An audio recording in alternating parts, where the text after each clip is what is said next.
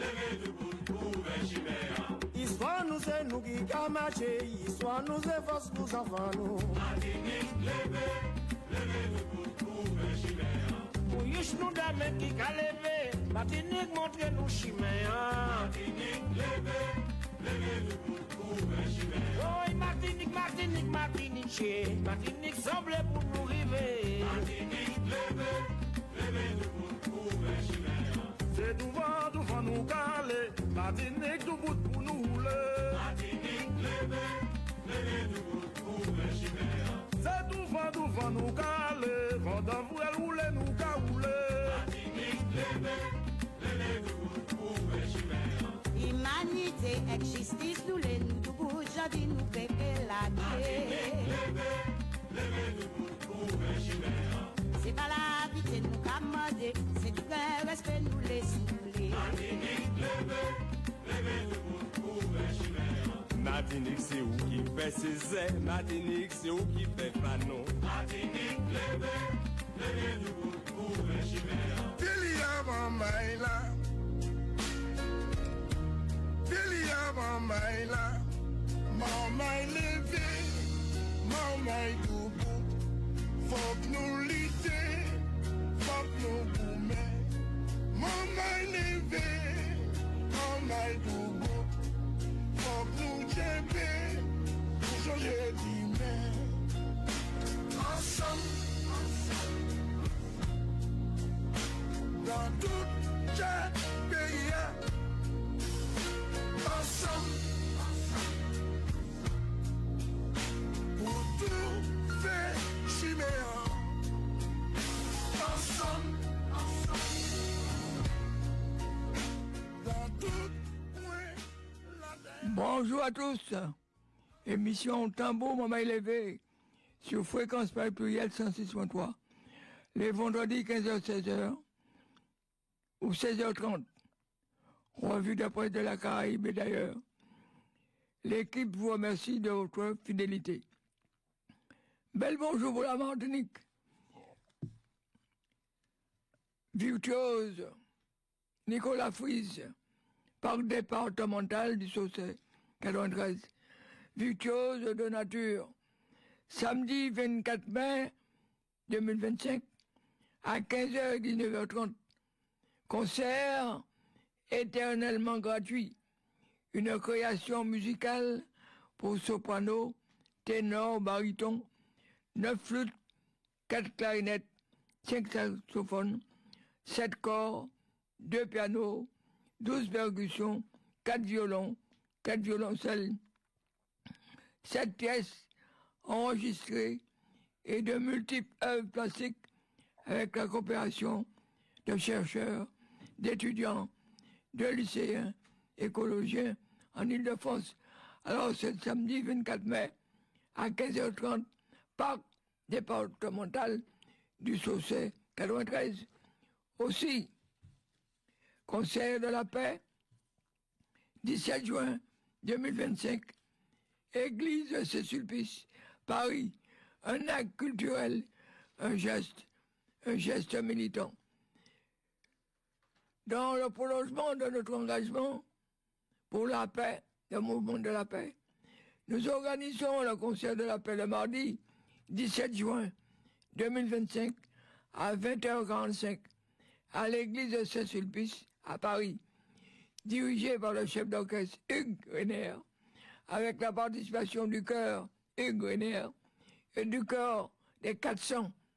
Ce concert militant réunira des œuvres porteuses d'émotion et de sens. La symphonie du Nouveau Monde de Dvorak et la messe des ânes. Ce concert est un acte de résistance culturelle, une affirmation du lien entre l'art, l'humanisme et la paix. Les fonds récoltés contribueront à soutenir les actions du mouvement de la paix. 01 40 12 09 12 mouvement de la paix.org. Qu'on se le dise, que disait mon ami Jacques Roussel. Alors, la revue de presse pour la Martinique, de la commune de Ducos, les 50 ans de la neurochirurgie. Renaud de Grandmaison, une figure du PPM, c'était. Deuxième volet, Frédéric Buval, sénateur. Je suis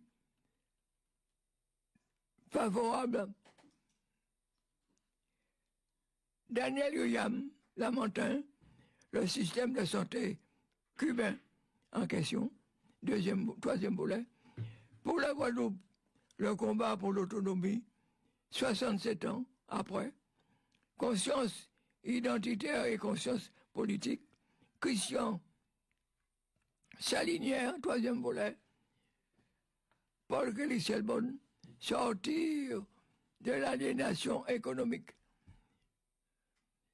La Guyane, Jean-Victor Castor étrille le projet de la société guyanaise est en colère contre Darmanin.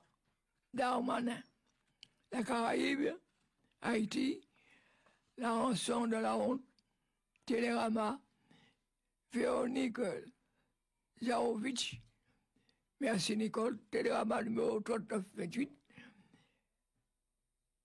La Caraïbe, Mia Motley, nous devons nous émanciper de l'esclavagement mental.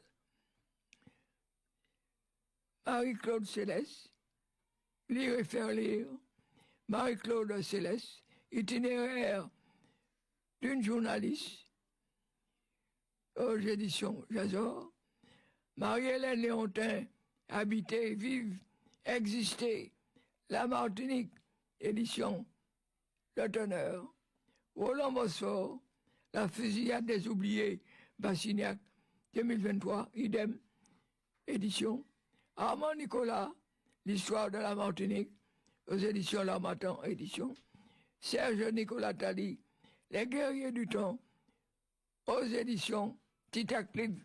Voilà pour la revue de presse cette semaine.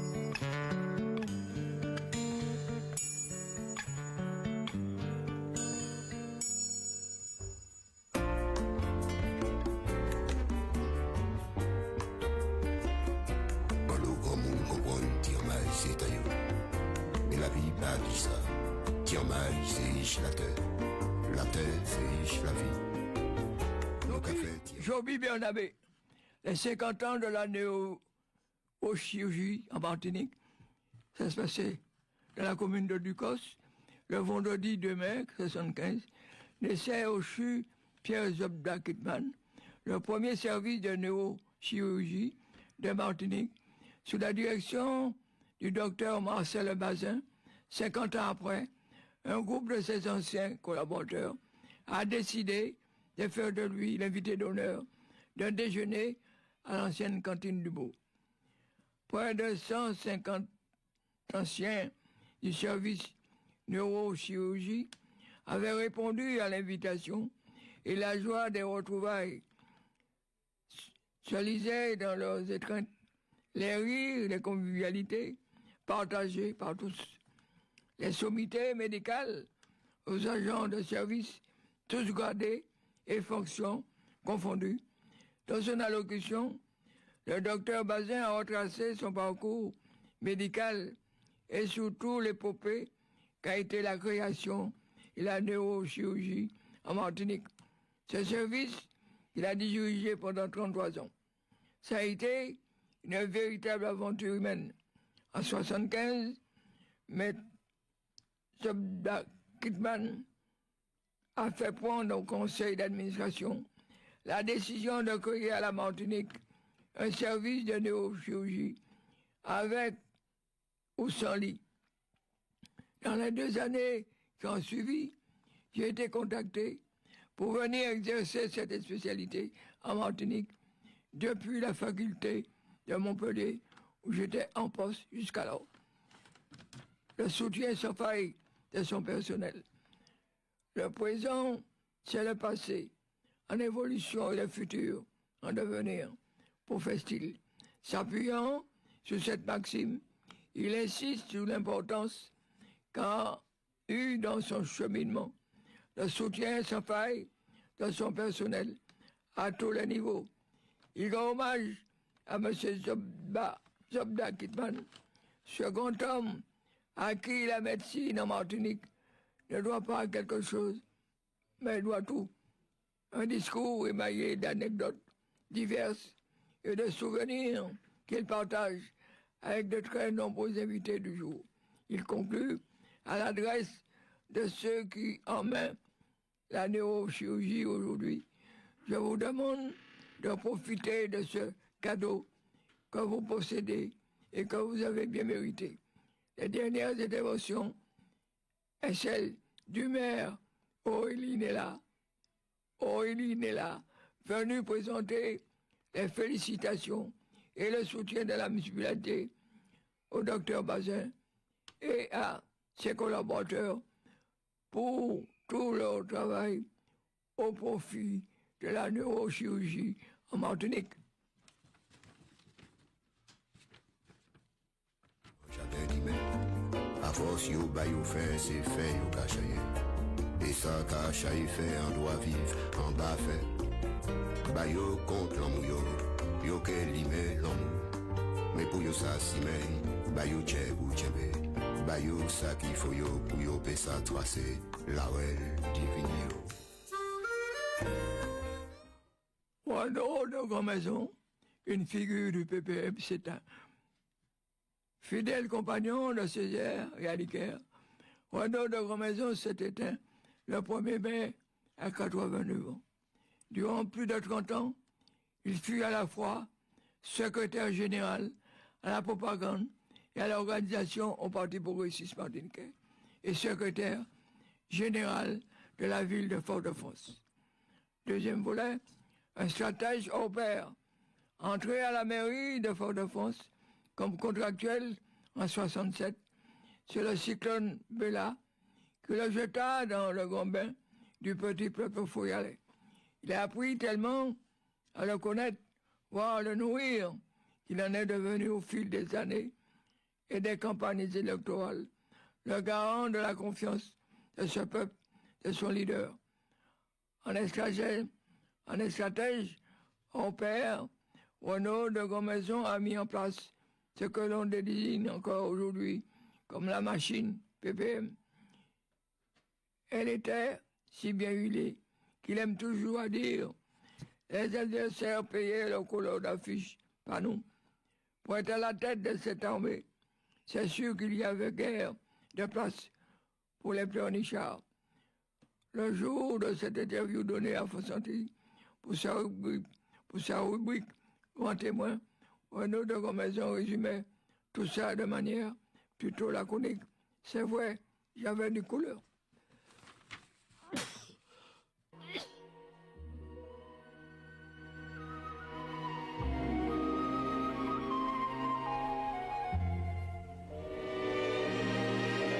Maman, tu es la plus belle du monde. Aucune autre à la ronde Bonne fête, mesdames, bonne fête. n'est plus jolie. Henri Salvador. Tu as pour moi, avoue que c'est étrange, le visage d'un ange du paradis.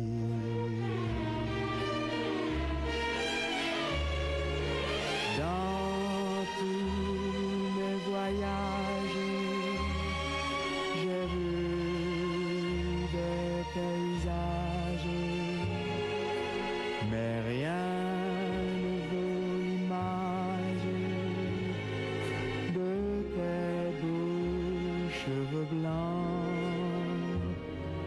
tu es maman, la plus belle du monde. Et ma joie est profonde lorsqu'à mon bras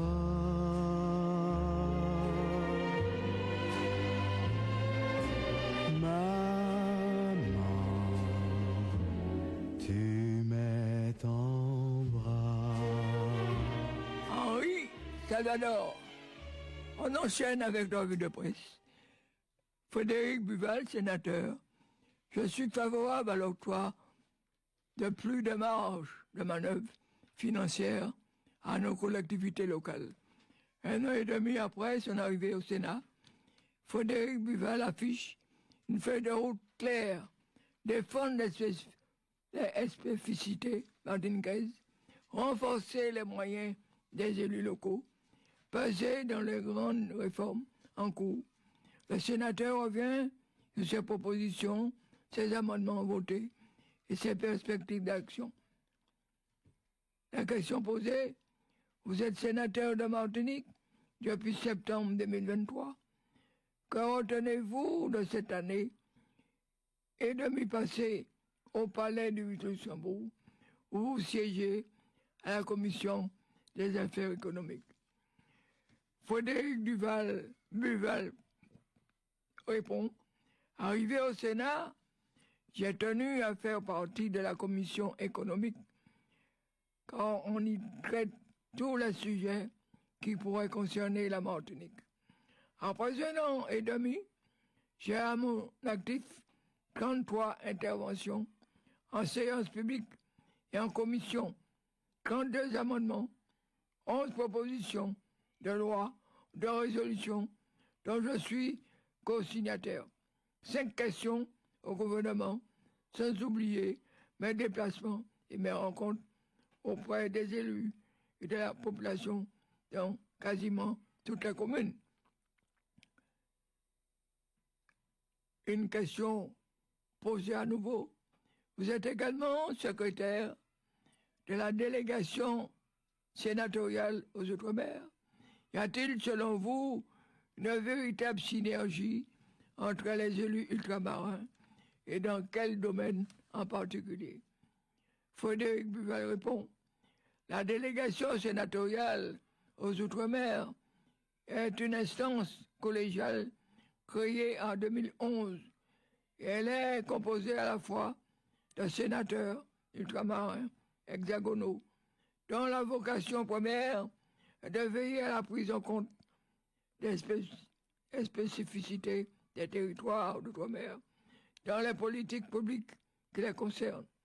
Il y a donc de faire une véritable synergie dans les thématiques à aborder, puisqu'elles font évidemment écho aux préoccupations spécifiques de nos territoires sur des problématiques aussi variées que le foncier, la continuité territoriale, la coopération régionale, l'action de l'État, la politique maritime, la gestion des déchets, mais aussi, plus récemment, l'évolution constitutionnelle et la vie chère.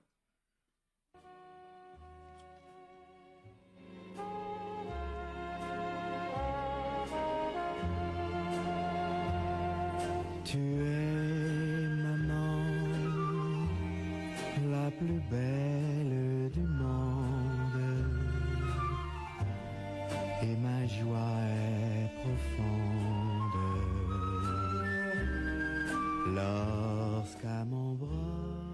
Toujours à la Martinique, le système de santé cubain en question, à l'initiative de l'OMDA, Association martiniquaise des anciens de Toulouse, une conférence consacrée à la présentation de Cuba hier et aujourd'hui à travers son système de santé s'est tenue récemment à la médiathèque du Lamentin. Troisième volet, selon M. Riam, les chiffres parlent d'eux-mêmes. Entre 1959 et 2020, 600 000 missions sanitaires réalisées dans 158 pays, avec la participation de 326 000 professionnels de santé, 28 brigades médicales comportant 2579 professionnels de santé, volant au secours du monde submergé par le Covid, 26 000 enfants ukrainiens irradiés par la catastrophe nucléaire de Tchernobyl, soignés et guéris à Cuba. Assistance a chaleureusement salué la présentation bien documentée et très précise du conférencier qui n'a pas omis d'évoquer les difficultés considérables que rencontre Cuba actuellement pour maintenir son modèle sanitaire. Confronté au plus long blocus de l'histoire, sans cesse aggravé par le puissant voisin du Nord, Cuba ne peut par ailleurs plus compter sur l'appui massif du camp socialiste disloqué en 1991, pas plus que sur le fraternel soutien du Venezuela lui-même, confronté depuis plusieurs années à de grosses difficultés économiques. Cuba se doit donc de se réinventer un développement dynamique et équilibré en s'appuyant sur le vaste réseau d'amitié que le pays a su construire à travers le monde grâce à sa diplomatie sanitaire, considère Daniel William. Le maire du Lamentin, Daniel Zobda, présent à cette conférence, n'a pas manqué de rappeler l'urgence de solidarité et de coopération avec la plus grande île des Antilles, Fosse.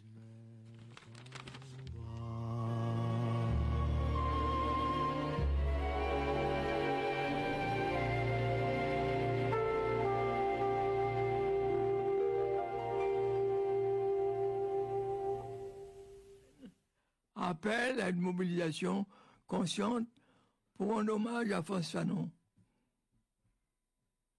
En cette année 2025, que l'on a d'ores et déjà dédié à Frantz Fanon, nous appelons les Martiniquais à une mobilisation consciente pour un hommage à ce psychiatre militant, gérant du XXe siècle, gérant de la pensée.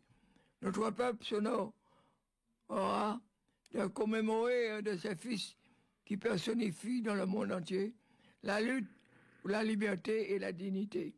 Nous appelons les Martiniquaises et Martiniquais à prendre part par tout moyen intellectuel, matériel et aussi financier à cette manifestation du 17 au 20 juillet 2025.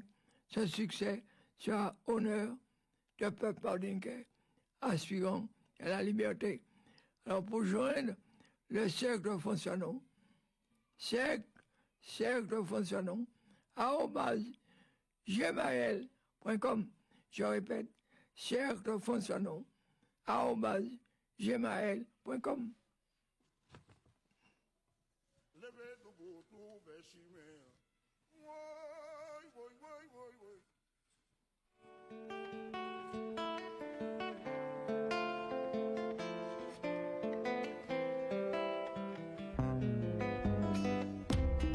Femme flèche, katounen nom en colibri. Femme flèche, capitaine nom en mi-tanche. Femme fil, kavou plénom en poêle zilou. Femme fiel, kafan fois nom et bien couplant. Femme folle, kapan nom en bout branche yo. Faut femme flèche, faut femme ni flèche, faut femme fil, faut femme fiel, faut femme folle. Mais faut femme folle. On enchaîne avec la Guadeloupe. Le combat pour l'autonomie, écrit Paul Kelly-Selbonne dans l'étincelle numéro 1125. 67 ans après, où en est-on? Lorsqu'on fait le bilan, après 67 ans d'âpre lutte pour décrocher l'autonomie, on ne peut guère se féliciter du résultat, car jusqu'à ce jour, on ne voit toujours pas le bout du tunnel. Dans la résolution politique adoptée au Congrès constitutif du Parti communiste guadeloupéen, PCG en 58, le PCG déclarait le nouveau statut, l'autonomie soit facilitée par la constitution de front guadeloupéen anticolonialiste, la première tentative aboutie en avril 67. Cette revendication de changement de statut porté par le PCG a gagné la conscience d'une bonne couche de la population et finalement celle des organisations politiques qui tantôt le combattaient que du temps perdu. Encore aujourd'hui, la responsabilité des partis politiques, des organisations et personnalités se réclamant de l'anticolonialisme, du patriotisme et de l'anticapitalisme est encore plus grande compte tenu du brouillard politique qui bouche l'horizon.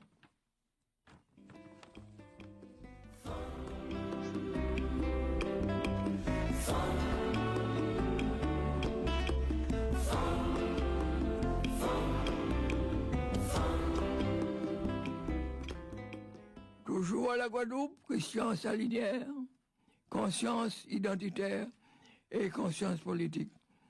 Troisième volet. La question de la conscience identitaire est liée à celle de la lutte politique. Laissons aux démographes le soin d'étudier la population guadeloupéenne. Libres sont les ratiocineurs supramondains d'ergoter sur l'existence de populations et non de peuples en Guadeloupe. Pour notre part, nous savons que le chemin qui mène la Guadeloupe, le Guadeloupéen à sa dignité, est celui de l'analyse, de la critique et de la révolte radicale contre le fardeau du passé. Être un rebelle radical constitue aujourd'hui le seul moyen de nous empêcher de sombrer dans l'oubli comme une population sans âme.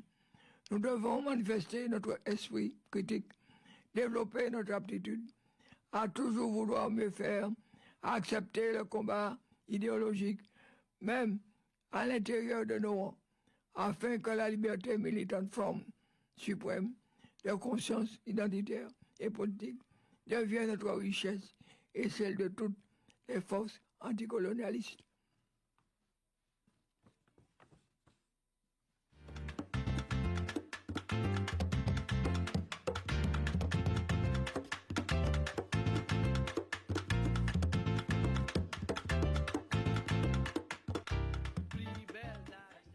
Christian Céleste, Capaster Bello, 120e anniversaire d'Amédée Fingaol, en lien avec le quartier populaire de Brest. L'association Moun Brest et Environnage a pris l'initiative d'une portée exceptionnelle d'honorer la mémoire d'Amédée Fingaol dans une relation, disons, fusionnelle avec ce quartier historique de Brest qui s'est développé de part et d'autre de cette rue éponyme qui part de l'entrée gardée par la Vierge Marie pour aboutir au nouveau quartier de Salassonne. Pour la mémoire historique, c'est la première infrastructure qui a été en Guadeloupe baptisée du nom de Fingaol au lendemain de sa mort en janvier 1951. Aujourd'hui, il est à la mode pour certains de dénigrer les communistes, de considérer le communisme comme une espèce en voie de disparition.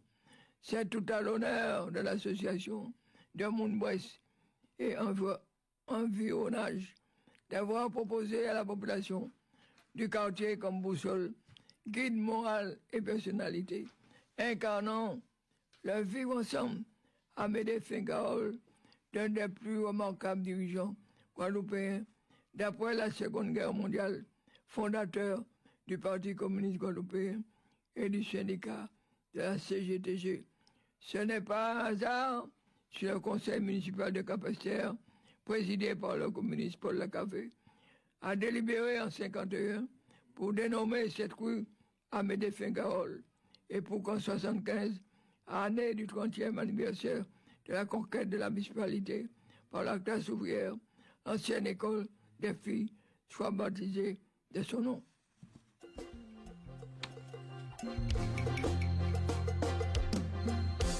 Chaque fois 22 mai tombé, abolition l'esclavage fêté, en souvenir crime nègre nous subit.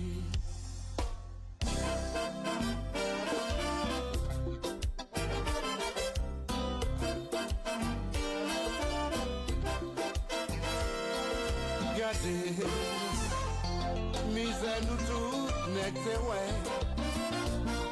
L'esclavage des cafés ravage. Gardez, trimer nous nègres, nous trimer. Mathieu Bilan, 22 mai. La société guyanaise est en colère contre Darmanin. Le député GDR de Guyane, Jean-Victor Castor, écrit le projet au Roland Colodio de construire une prison de haute sécurité à Saint-Laurent-du-Maroni d'ici 2028. La super prison de Gérald Darmanin en Guyane pour les narcotrafiquants et les islamistes, une insulte à notre histoire, une provocation et une régression coloniale, a dénoncé le député GDR de Guyane, Jean-Victor Castor. L'élu ultramarin a adressé un courrier au Premier ministre François Bayrou pour lui demander d'annuler ce projet sur lequel Darmanin semble déjà rétropédaler. Il explique à l'humanité en quoi cette annonce constitue une énième manœuvre du ministre de la Justice pour faire sensation. Quel sens donnez-vous à ce projet de prison de haute sécurité à Saint-Laurent-du-Maroni? La société guyanaise est en colère contre le garde des Sceaux. Il est totalement isolé, mais c'est du pur Darmanin, de la provocation totale, un rapport infect avec les peuples et les élus du territoire d'outre-mer. C'est quelqu'un qui n'a aucune parole. Il a enterré le processus d'autonomie de la Guyane de manière unilatérale, après avoir promis un statut similaire à la collectivité de Corse. Sur ce projet, pas un seul élu de Guyane a été consulté. Cela a toujours été sa façon de procéder. J'y vois une forme d'inculture, de méconnaissance totale des gens à qui il s'adresse. Le ministre ne respecte personne, ni sur la forme, ni sur le fond. Il est peut-être encore plus aveugle maintenant dans sa course à l'élection présidentielle. Répondez bien, répondez la voix égale, répondez la voix totale, répondez voix nationale, voix internationale, plus belle dame, plus belle dame,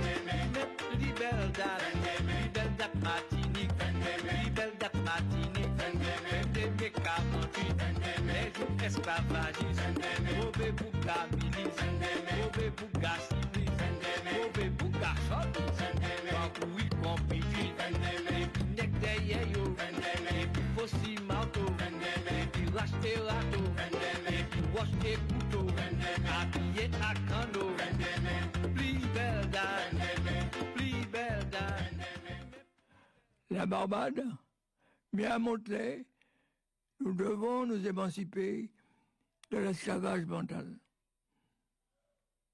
Troisième volet, nous célébrons notre résilience et notre créativité, non pas comme des apostrophes à l'histoire, mais comme ceux qui peuvent égaliser les chances et créer des opportunités pour notre peuple, a-t-elle déclaré.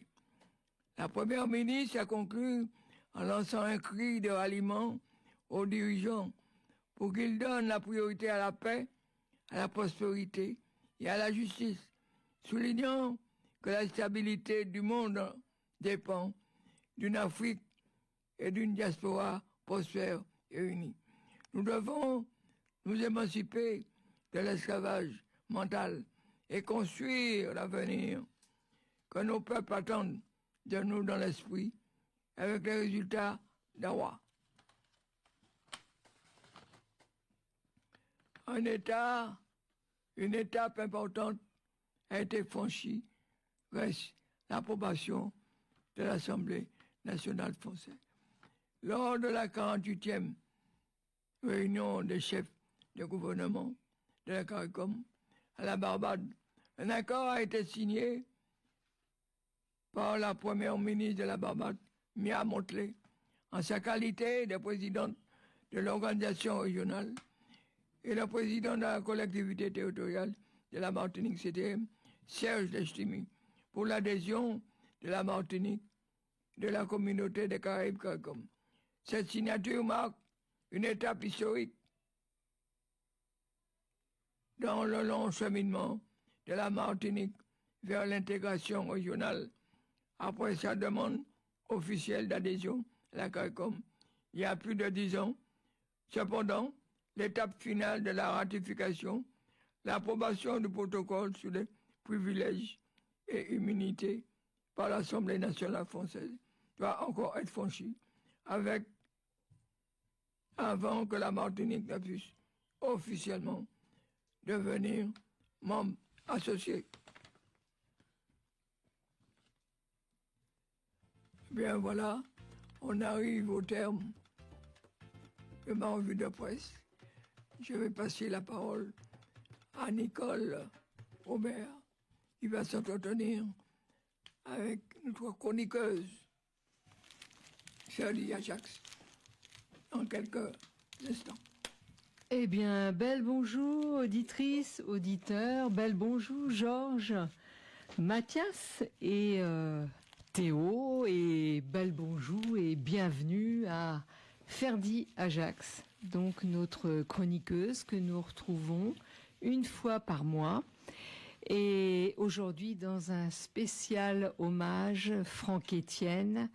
Franck Etienne, écrivain, peintre, comédien haïtien. Et je rappelle que Ferdi Ajax est artiste et poétesse haïtienne. Et ce monsieur, c'est un grand monsieur qui est considéré comme une figure majeure de la littérature haïtienne. Et je le cite: « La création est une odyssée sans escale. » Eh bien, Ferdi, nous t'écoutons pour nous présenter un peu donc ces différentes facettes de ce grand monsieur. Oui. Qui vient de s'en aller. Oui. Bonjour à tous. Bonjour Nicole. Bonjour Georges. Bonjour Mathias. Bonjour Théo. Bonjour les auditeurs de la radio FPP Paris Fréquence. La référence plurielle 106.3 tous les vendredis. Et dans l'émission Tambour Maman élevé. Voilà. Aujourd'hui, vraiment, nous allons parler d'un monument. Et Franck Etienne, il faut vraiment des années entières pour parler de lui, mais là, on va faire le nécessaire, comme on dit. On va parler de l'homme, de l'écrivain, du ministre. On va parler de lui sur plusieurs thèmes. On va commencer de sa naissance à peu près. Bon, j'étais pas là, mais on va essayer d'expliquer sa naissance, sa scolarité, ses diplômes et son établissement. Il a créé son établissement, le collège Franck Etienne, le collège éponyme qui porte son nom, dès l'âge de 27 ans. Très jeune. Il est passé de professeur et il a créé son établissement. Et on va parler du poète, du dramaturge, du spiralisme, parce que ce monsieur est cofondateur d'un mouvement littéraire. Il faut dire qu'il n'a pas seulement écrit, il a compris comment manier la langue, comment créer un mouvement, comment expliquer, créer d'autres mouvements, comme un coup d'essai. Il est chanteur, il est comédien, il est musicien, artiste peintre, et il a été ministre d'État, ministre de la Culture. Et c'est dans ces trois... Bon, pour ces livres, mais on ne pourra pas tout parler, mais j'ai amené un petit peu... J'ai 7 bouquins là, mais on va essayer de prendre des extraits ici et là. Voilà, je vais commencer justement par sa naissance. Franck-Étienne et Jean-Pierre Basilique Dantor Franck-Étienne d'Argent, connu sous le nom de Franck-Étienne, est né le 12 avril 1936, quelque part en Haïti, quelque part on appelle la Ravine Sèche, c'est du côté le département de l'Artibonite, à côté de Saint-Marc. C'est même pas la banlieue, c'est vraiment une autre ville éloignée de Port-au-Prince. Mais très jeune, il est entré dans la capitale avec sa maman qui voulait quand même, qui comptait sur lui, je pense, parce que sa maman ne savait pas lire. Mais je m'en souviens, il disait, il savait à peine parler et sa maman lui payait des gens pour lui apprendre des phrases en français. Lui faire répéter. C'est qu'il y avait un grand espoir de cette fille qui a eu cet enfant. Je ne rentre pas dans les détails, qui ont dit issu d'un viol, mais elle avait que 13 ans. Mais tout son espoir était quand même, et ça n'a pas empêché, ça ne l'a pas empêché d'aimer son enfant, quoi. Malgré les circonstances, c'était son enfant, et je vais justement commencer par ce petit bouquin qui s'appelle Haïti, une traversée littéraire, où il explique chaque détail de son nom très long. Franck-Étienne. Durant la première décennie de ma vie, de ma naissance jusqu'à l'âge de 12 ans, je me suis toujours appelé Jean-Pierre. Basilique Dantor Franck-Étienne d'Argent. Inspecteur nominal, symbolique et mystique, étendu globalement sur une série vocale dédocaphonique, une succession phonétique de 12 syllabes, une structure alexandrine qui, pour constituer un ensemble de 7 noms vaillants, chargés de signification profonde. Jean, pour la résonance évangélique, onirique et prophétique, que l'auteur de l'Apocalypse a pour projection symbolique et mystérieuse jusqu'à la fin des temps. La promptitude de l'esprit face au déroulement fugace des visions et des songes. Ça, c'est pour son prénom Jean. Pour son prénom, là. Pierre, maintenant. Pour la transcendance primordiale du doute chrétien, les vacillements de la foi, les faiblesses insoupçonnées responsables de nos incertitudes, de nos reniements honteux et de la peur native chez les humains, jusqu'à la haute dimension apostolique de la pierre sacrée, pierre angulaire, pierre divine, pierre initiatrice et bâtisseuse d'église. Ça, c'est lui qui explique. C'est lui qui explique ce prénom, mais c'est sa mère qui lui a donné ces deux prénoms. Et pour Basilique. Il fait une analyse. Oui. À l'âge, quel âge il a là? Non, là, c'est en 2023. Ah, d'accord. Non, en 2003.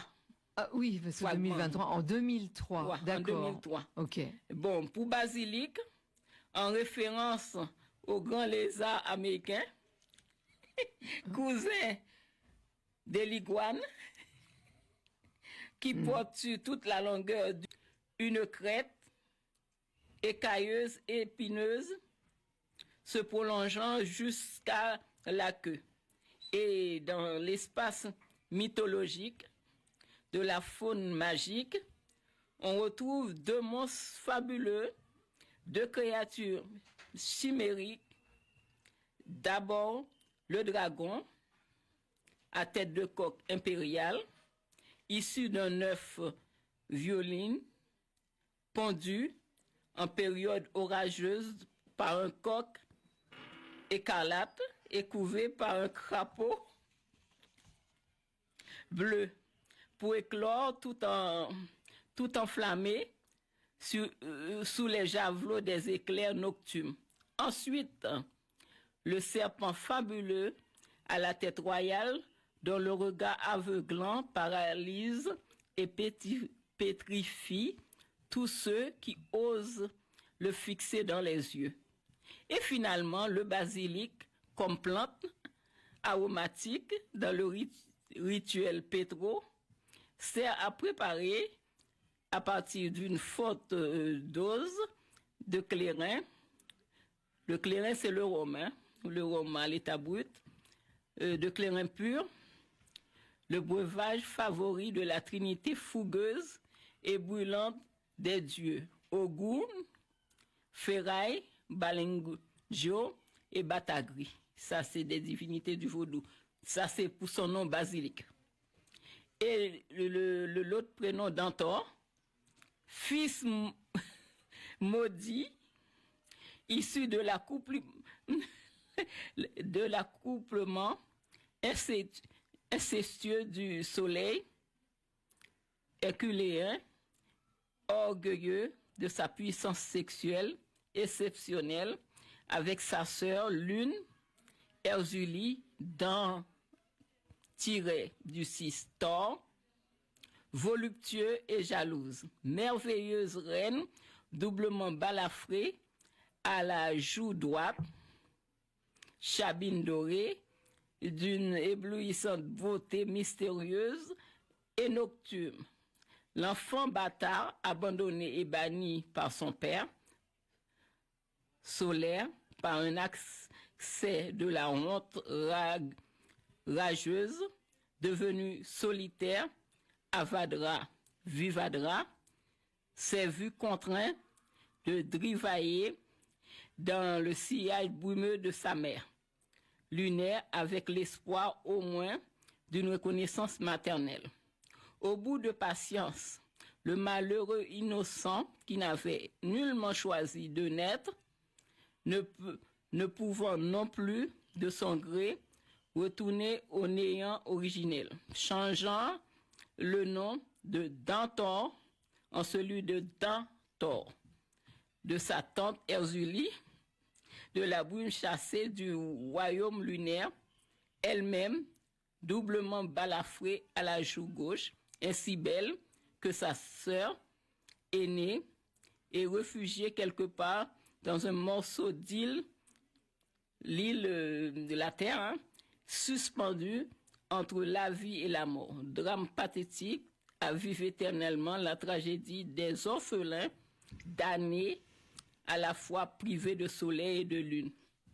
Ça, c'est pour Dantor. Franck, maintenant. Non, mais je m'attarde là-dessus parce que je pense que l'analyse faite par lui-même, c'est important. Pour ses écrits, parce qu'on retrouve ça dans ses écrits. Puis, là, il fait une auto-voyance de son destin aussi. Franck. Raconter son parcours, oui. C'est pour mieux situer le lecteur à qui il était, oui. qu'il est. Pourquoi il est devenu comme ça aussi, a fait tout ça dans sa vie. Il n'a jamais connu, il n'a jamais vu son père. Il l'a vu. Il l'a vu, ça c'est... Oui, j'ai entendu ça en face, même dans une conférence. Il avait dans les 4-5 ans, sa mère l'a amené justement voir son père, qui était jamais venu, quoi. Oui, oui. Et c'est là aussi, il a dit, j'ai sorti ma première phrase en français pour dire « Papa, papa ». Et il était content, après il dit « Papa, je veux une maison ». Il l'a déposé. Ça, il l'a vu une fois.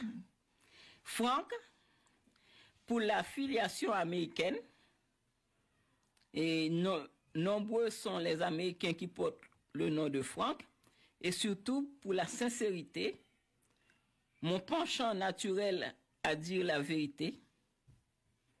C'est tout ce qu'il a dit pour Franck. Et Étienne, arrière-petit-fils du général Étienne, valeureux combattant dans les rangs de l'armée révolutionnaire indigène. Et si nous filonnons les chevaux de temps anciens, très loin de notre époque, l'histoire nous rappelle la courageuse conversion au christianisme du juif helléniste Étienne, sa solitude, ses tourments, sa condamnation comme blasphémateur, son supplice, premier martyr lapidé à Jérusalem. Ça, c'est pour Étienne.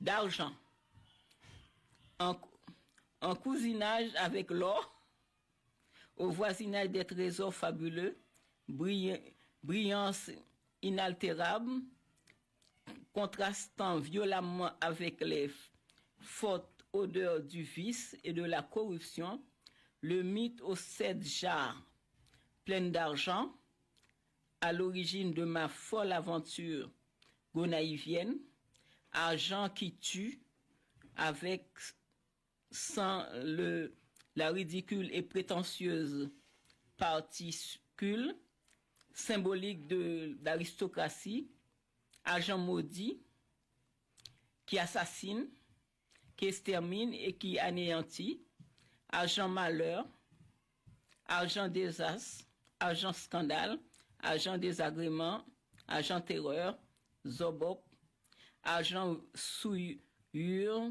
visqueuse, argent bêtise, argent massif dont j'ai pourtant rêvé et qui ne vint à moi qu'en de petites coupures insignifiantes, argent qui ne vint pas en explosion d'étoiles et par absence de quoi j'ai bâti ma liberté, le rejet des désirs illusoires et le rachat de la chair vulnérable et le salut de mon âme échappée d'un naufrage infernal. Merci. Merci de cette description de Franck Étienne, parce qu'au moins on sait à qui on a affaire. Oui, c'était la façon d'expliquer qui est l'homme par lui-même, quoi. Ouais. C'est sa mère qui lui a donné tout ce nom, enfin ce prénom donc énorme. À porter, c'est lourd. À porter, c'est lourd, et c'est lui qui a analysé et qui a trouvé donc cette façon, cette symbolique. Mais pourquoi sa mère? Ça, on ne sait pas, parce que c'est quand même exceptionnel d'avoir donné un prénom aussi énorme. Il faut dire que moi, je ne sais pas, mais même dans Wikipédia, on voit que lui-même, il disait ça tout le temps, que sa mère a été violée. Oui, ça j'ai entendu, oui. Et en plus, sa mère n'était pas encore une femme. Être violée à l'âge de 13 ans. Oui, c'était une jeune fille. Surtout à cette époque-là. Surtout, c'est la honte du village. Oui. C'est pas pour rien qu'elle a laissé son village pour entrer à Port-au-Prince. En plus, c'est un enfant métissé. Dans son village, peut-être, il n'y a pas d'autres métis. Elle avait tout contre elle, la pauvre. Eh ben oui. Elle avait tout contre elle, mais elle a donné un nom à rallonge. Oui, pour expliquer sa douleur. C'est comme...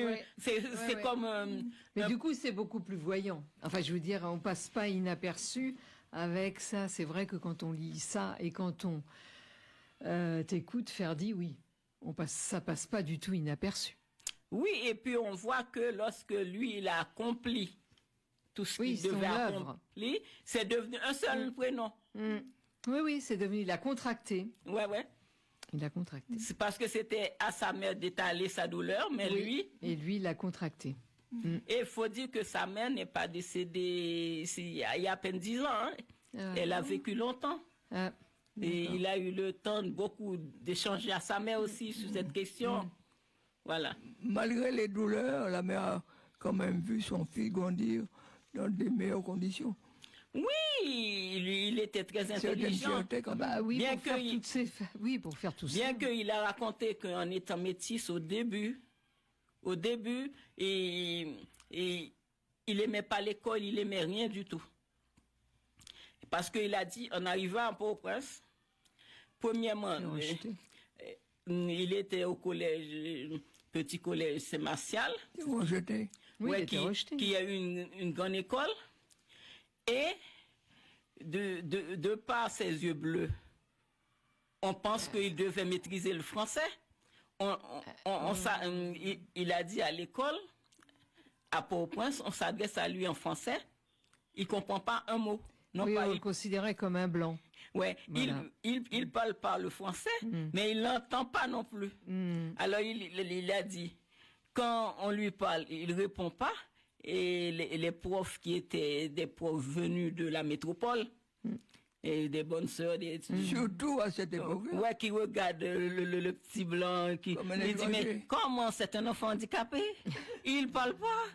Qu'est-ce qu'il a? Et puis les autres enfants qui se mettent à rigoler, à se moquer et tout ça. Mais après, j'ai compris aussi son combat pour le créole.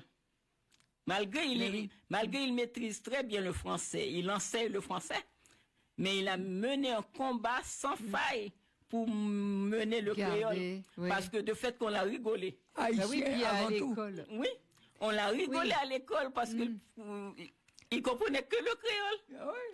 Oui, et à l'école, on enseignait que le français. Voilà. Du fait, donc, forcément de la colonisation et tout ça. Donc, c'était le français qui était en premier. Donc, le créole, il le parlait donc chez... Le titre que tu veux passer. N'importe quoi. Ouais, parce que...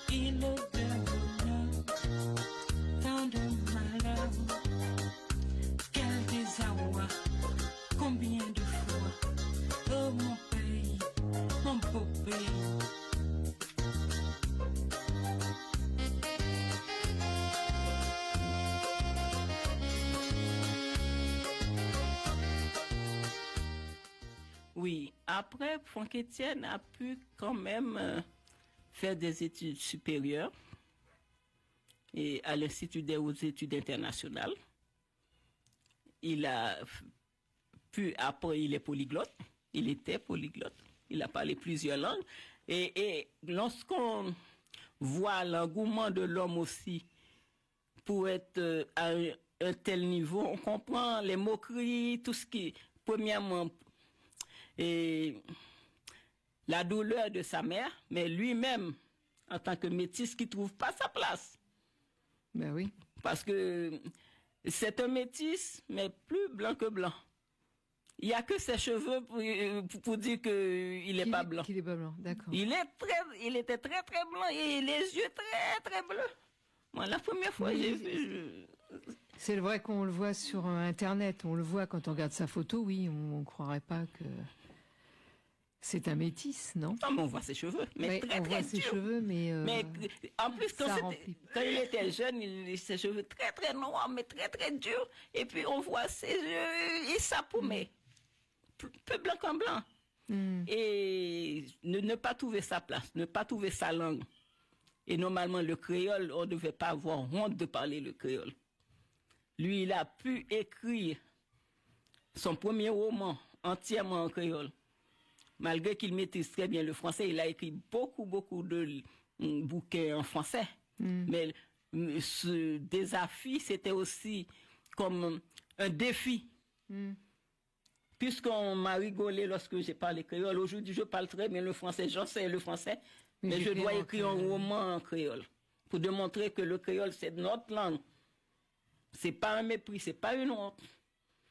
Et on comprend l'homme, on comprend aussi la perfection qu'il a visée, qu'il caractérisait. Tout ce qu'il faisait, ses livres sont récompensés, tout ce qu'il faisait, son école était vraiment cotée par l'éducation nationale. Lorsqu'il envoie des gens au baccalauréat, c'était majoritairement tout le monde. Tout le monde l'avait. Réussissait. Parce qu'il savait qu'il allait réussir. Oui. Mais il était très exigeant, surveillait ses élèves. Mais il était devant la barrière comme ça, surveillait l'heure que tu dois rentrer à l'heure. C'était l'exigence, c'était une obsession. J'attends le résultat. Oui, il faut qu'on réussisse, il faut qu'on et tout ce qu'il fait lorsqu'il était ministre de la Culture, il n'y a pas eu quoi. Il a été ministre de la Culture combien de temps? Et pendant la période, c'est avec le prêtre là, Aristide. Aristide. Ouais, il a été pour un mandat de 4 ans. D'accord. Mais il n'y a pas eu de problème. Tout ce qu'il fait, c'est la perfection. Et quand il a laissé la politique aussi, il n'a jamais eu de problème. On entend tous les gens qui ont fait de la politique, sont en exil, lui, tout ce qu'il fait. Il y a une reconnaissance. Oui. Qu'il a voulu faire pour le pays et faire monter les petits. Oui, faire monter, envoyer des gens à l'étranger pour apprendre. Lui, c'était l'Académie créole, justement. Il est l'un des fondateurs de l'Académie créole qui existe en Haïti aujourd'hui. Ah, je ne savais pas qu'il y avait une Académie créole en Haïti. Oui, depuis, 2000, il était là, je l'ai vu en 2015. 2015? Oui. Académie créole en Haïti. Ah oui. Non, mais il y a eu des Guadeloupéens qui sont venus. Hein. Là, j'ai pas l'information sur place. Non, toute la Caraïbe était venue pour l'inauguration.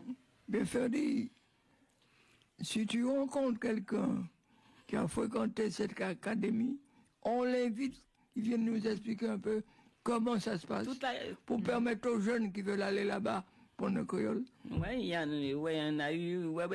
Je ne vais pas dire au hasard, mais je vais vous amener la liste la prochaine fois. Il y avait toute la Caraïbe, tous ceux qui parlent créole sont venus pour l'inauguration. Parce que la Caraïbe, demain, d'après ce que je suis en train de lire, va être un pays super. Mais ça demande du temps. Oui. Ça demande du temps. Ouais. Et donc, il faut... La nouvelle génération se prépare. Ce qu'ils veulent bien. Oui, mais il y a un danger dans la Caraïbe aujourd'hui. On veut une Caraïbe blanche ou métissée. Parce que d'après ce que j'entends venant de la République dominicaine, même les Dominicains qui sont noirs, on doit les tuer. Mais de toute façon, quand il y a des initiatives de ce type, il y a toujours nos adversaires ne baissent pas les bras. Alors c'est à nous de nous organiser pour que ce genre de choses n'arrivent pas. On a connu le génocide des Taïnos, mais attention à nous maintenant. Parce qu'ils veulent que... voilà. On ne va pas quand même répéter Rwanda dans le bassin caribéen quand même. J'espère que non. Si on se laisse faire, oui. Ben, il faut qu'on... Dès maintenant, il faut qu'on se batte contre ça. Pas normal. Pas normal. Oui. Je m'excuse de t'interrompre. On t'écoute. Oui, non, mais c'est normal. Voilà. Il grandit dans un milieu rural, créolophone, et pratique le français à Port-au-Prince, où il est scolarisé. Il intègre l'Institut des hautes études internationales, où il devient enseignant, puis directeur d'école. Il a créé son établissement en 1961, à Port-au-Prince, 8 octobre. Et au début des années 70, à l'arrivée du pouvoir des Duvalier, il est proche du groupe Haïti littéraire qui côtoie d'autres écrivains à l'instar de René Filotet, Anthony Fels. Mais là, il va connu un temps d'exil, un temps qui sera court parce que lui, il voulait jamais rester loin d'Haïti. En 62, il vient de créer son établissement, mais surtout quand il crée le mouvement Spiralis, qui était aussi un mouvement politique, mais politique couvert par la littérature. C'est-à-dire c'est un mouvement politique, une opposition, mais qui ne dit pas son nom. Les autres sont partis en exil, lui aussi il est parti, mais il est retourné aussitôt. Parce que c'est quelqu'un qui ne pouvait pas rester un mois loin d'Haïti. Même lorsqu'il vient pour une conférence, quand c'est fini, on dit mais on repart dans quelques jours, il dit moi je veux partir tout de suite. Et là, je suis quand même contente pour lui que quand il est décédé, c'était en Haïti. Parce que surtout après le Covid, à chaque fois qu'on l'invite, il dit si j'arrive là-bas, il y a le Covid et on me dit de rester, moi je ne veux pas mourir ailleurs. Comme quoi, jusqu'au bout, malgré les gangs. Et puis, là aussi, lorsqu'on a fait du bien, on récolte du bien parce que on voit, malgré les gangs, malgré ce monsieur, partait à la radio, à la télé, il allait partout dans son pays.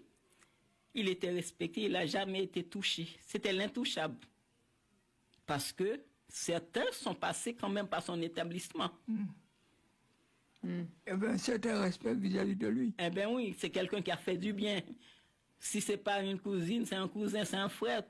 Son établissement accueillait au moins entre 500 et 1000 enfants par année.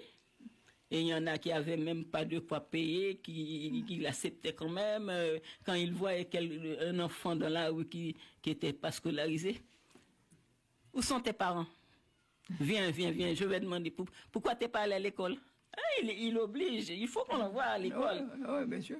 Alors lorsque quelqu'un a fait ça, c'est plus que de l'argent. Lui, il pouvait rester 100 ans, 1000 ans en Haïti. Il allait jamais touché, quoi. Le fils du pays. Eh bien, parce qu'il a fait aussi, il a semé des grains, il a fait du bien au peuple. Ouais. Sous la pression politique de Duvalier sur la vie culturelle haïtienne, ça pousse plusieurs auteurs à quitter le pays et à s'exiler en France et au Canada. Tel un acte de résistance, Franck Etienne choisit de rester dans son pays.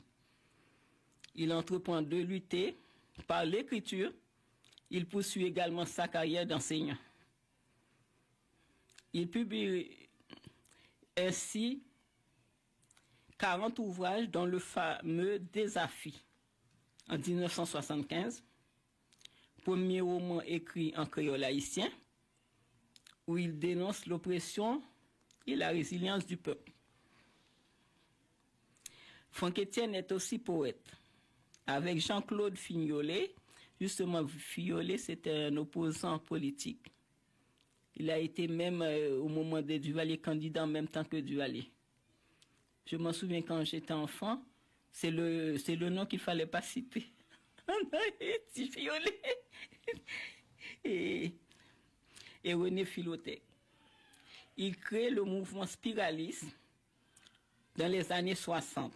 Un style qui privilégie une écriture dynamique, un mouvement tel une spirale qui mêle français et créole et qui invente aussi des mots.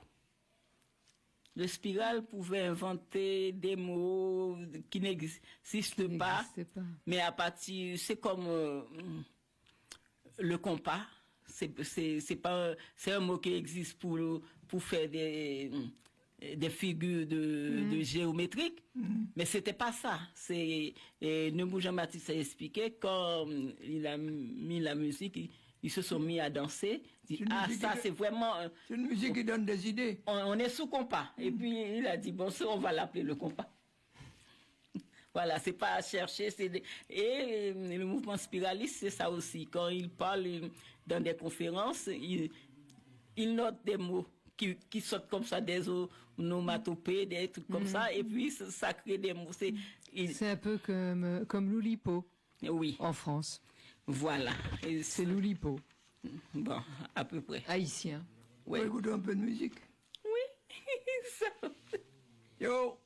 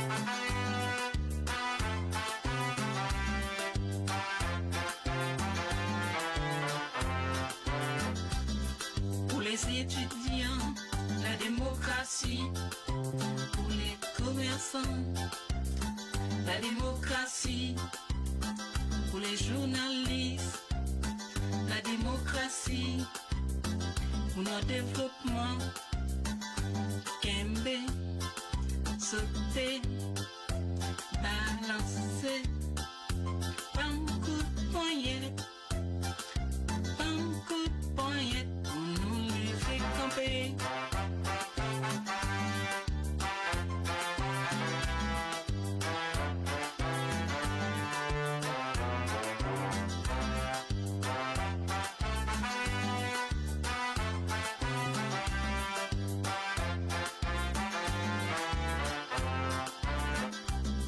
On dit que ta misère est profonde.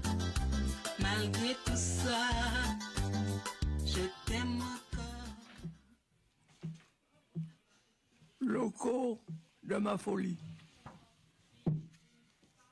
Franck Etienne. Locaux de mon lit d'or. Locaux de ma clé d'or. Locaux de ma belle ombre. Locaux de mon destin tout plein de déblousailles. Locaux de ma putain de vie dévergondée. Locaux de ma ville folle au tombeau du hasard. Locaux, mon sexe brûlant couleur cœur de pastèque, saveur sirop. De lune, dans le cul de ma ville, emboussiné de vent fornicateur, de fatras, de débris, de déchets, d'immondices, de passion, de mensonges, de détresse, de tueries ravageuses, de décors inutiles, d'atrocités morbides, de chaleur et de sang. Locaux d'une ville en route, à odeur de coït. Locaux d'une ville qui crache, qui pisse, qui sue, qui saigne. Locaux d'une ville meurtrie, labourée, saccagée, déchirée. Locaux d'une ville qui piaffe, qui danse et contredanse. Locaux d'une ville de braise et de lumière obscure. Locaux d'une ville qui bouge entre vivre et mourir. Ventre gouffre d'amertume, pour un totem brûlant, éjaculant la mort, le désastre enflammé, l'embrasement du malheur. Ma ville en libido, au bruissement du sperme, sous le feu du coït, dans un lit saturé de catastrophes sanglantes. Consécration du singe à houlette, buvant du miel, sirop de lune, jus d'arc-en-ciel dans les couloirs et les coulisses du labyrinthe. La nuit tombe, telle une masure sur la ville engourdie, assommée, laminée, et les fauves, excités, libidinants, dans les rues traumatisées, frappés d'apoplexie.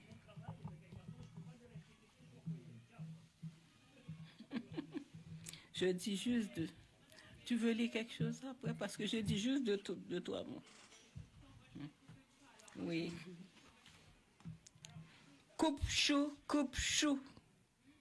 Coupe chou. Bac avancé. Bac à foncer. Bac à pomper. Bac à piaffer. Bac à diaï. Bac à relais. Bac à ronfler. Baka désaligné, des fifarem, des faufilem, des bobinem, des couragem, des boundarem, des constombrem, des falcacham,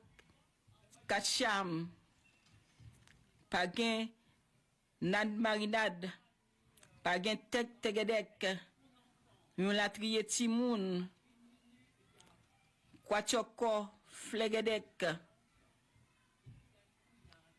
Jedran, Dandran, Djol Kobye, Chek Kobanza, Wajam, Zolegede, Figizonzon, Tep Mazana, prend direction Ray Asko, Chemin Ferraille, Américain Sugar, Compagnie. Un flon mamay, un crey krebete bazouzi, un colonne timousan, ap cherché quartier la rive, fait quoi côté la vie, fait me joindre côté grenier, un loin sous route, rale mene vini, rale mene kwada.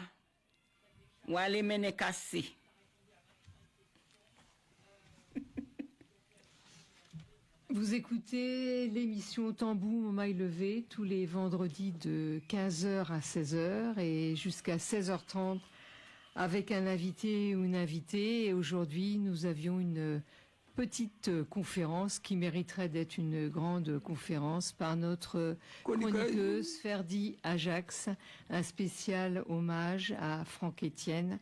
Donc, comme vous avez pu entendre, écouter, donc un très grand monsieur aux multiples facettes et très intelligent. Ma ville est mon navire, ma ville est mon cheval, ma ville est mon royaume, ma ville ma proxénète, ma ville, ma courtisane, ma ville, ma nymphomane, ma concubine, ma croisière de débauche, mon tatouage de douleur, mon nid de volupté, ma délinquance femelle et ma déliquescence, mes brûlures, mes désirs dans mon corps masochiste, plaisir et déplaisir dans ma chair endiablée, ma galaxie hantée, ma langue hermaphrodite, fiel et miel dans ma bouche, amertume et douceur, aux épices de mes lèvres, mon pays lupanar, insomnie, boulimie, anarchie ténébreuse, aux épines de la peur, un poignard enflammé au fond de mes entrailles, un vagin qui m'obsède, un abîme qui m'avale, un naufrage qui me berce pour mieux m'anéantir ovale au flanc de l'eau. Je glisse parmi les ombres et j'entraîne avec moi une kyrielle de fantômes dans le silence transi de ma flûte cardinale. C'est un extrait donc de Franck Etienne, Journal d'un paria. Rap Diaz, le titre. Oui, Rap Diaz. Rap Diaz, ok. Alors Ferdi, quelques mots à ajouter? Quelques mots à ajouter, j'ai dit, bon, c'est un auteur à explorer parce que j'ai dû commander pendant une semaine ces bouquins qui étaient en dépôt à la bibliothèque Jacqueline Oumini. Ici, il faut quand même qu'on trouve aujourd'hui dans les bibliothèques un homme, et il faut dire que hier, le Sénat l'a décoré à titre posthume du rôle de commandeur des arts et des lettres. Qui c'est le Sénat décoré? Franck Etienne, hier, à titre posthume, et par le ministère de la Culture. Le ministère de la Culture, oui. Voilà. Donc il faut aller le lire, il faut l'emprunter en médiathèque. Oui, parce que c'est un homme qui est fédéré par son histoire personnelle, par son parcours personnel et par l'homme qu'il était, quoi. Tout à fait. Un grand monsieur. Un grand. Donc à découvrir. Pour moi, je le découvre. Qui était simple et parmi tout le monde qui était accessible. Et qui était, pour Etienne, c'était l'homme qu'on pouvait aborder dans n'importe quel endroit et lui parler parce qu'il avait envie de parler. Il était humain, humaniste. Il n'avait pas la grosse tête que nos écrivains de cette génération, avec un bouquin, ils ne parlent plus aux gens. Oui, on va les voir en librairie. Oui. Voilà, un homme abordable. Oui, Georges. Oui, il y a eu une époque animée par Luc Saint-Éloi, le Pétaparole. Et il était invité à cette séance. J'ai eu le plaisir de le voir, de l'rencontrer et d'entendre lire, de l'écouter. Ouais, voilà. C'était un grand monsieur, malheureusement qui s'en va, mais quand même qui laisse des traces. Alors maintenant, c'est à nous de le faire connaître, et le lire. Oui. Et de le lire. Ouais. Eh bien, merci beaucoup, Ferdi. Merci à vous. Merci à Georges de m'avoir vraiment permis de faire cette intervention et cet hommage. C'est nous qui te remercions et nous te retrouvons le 13 juin pour le mois de la musique et tu nous feras donc une belle surprise parce que tu viendras donc en tant que musicienne, accompagnée peut-être de ton mari qui est également musicien, et toi avec ton harmonica et tambour. Donc ça sera une belle découverte puisque jusqu'à maintenant on a écouté tes poèmes, tes livres, on va danser. Merci. Alors maintenant, nous allons écouter un extrait parce que dimanche c'est la fête des mères et Emenouma. Emenouma que nous avons déjà accueilli plusieurs fois, je rappelle, donc il est slammer et il est accompagné musicalement de son compositeur Laurent Travers. Et là, donc, il a créé donc un slam musical, Merci Maman, qui est en téléchargement sur toutes les principales plateformes, donc que vous pouvez écouter, réécouter, donc comme vous voulez. Et j'oubliais aussi, Aimé Nouma est également donc comédien-réalisateur, poète et écrivain. Son dernier livre, donc qu'il a écrit pour les Jeux Olympiques, s'intitule Médaillé d'or. Donc nous écoutons Aimé Nouma, Merci Maman. Merci maman, merci Mathias.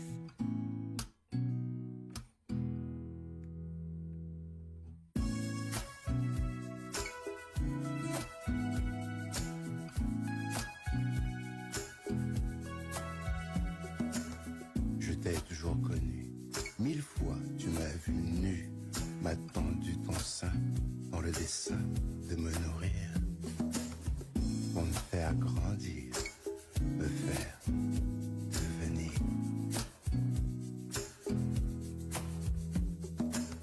Avec tes mains si douces, quand je n'étais qu'une jeune pousse, maintes fois tu m'as lavé, langé. Ainsi, nos odeurs se sont mélangées, quand je n'étais qu'une jeune pousse. Je t'ai toujours connu, 1000 fois tu m'as vu nu.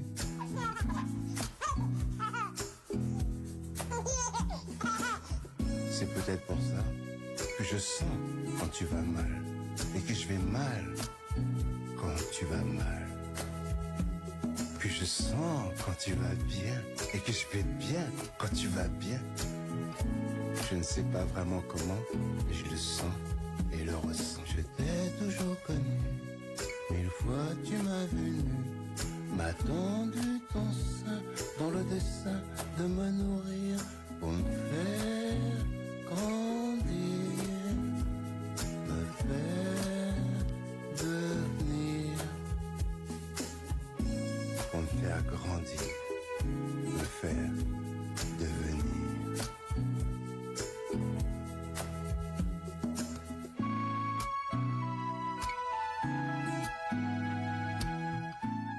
Alors, une annonce de notre ami également, Félix Pastel.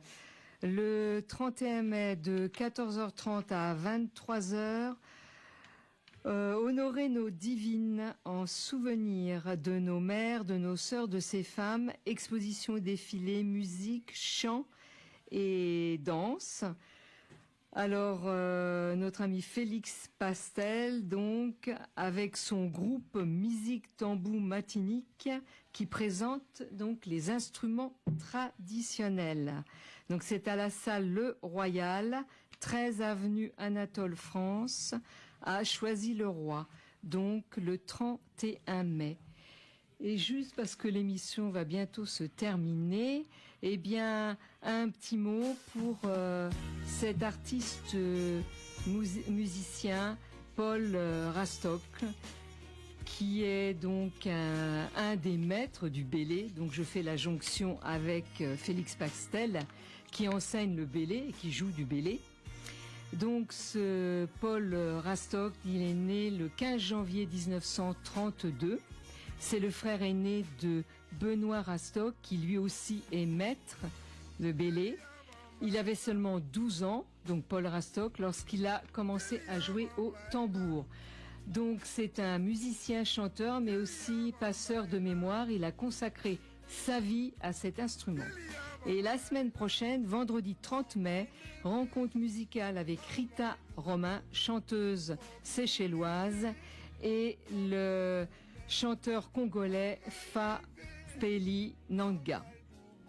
Voilà, je vous souhaite un très bon week-end, une bonne fête des mères, et merci encore Ferdi d'être venu et pour cette conférence. Et merci Georges pour cette belle revue de presse. À la semaine prochaine. Bonne semaine à vous. Merci, bonne semaine.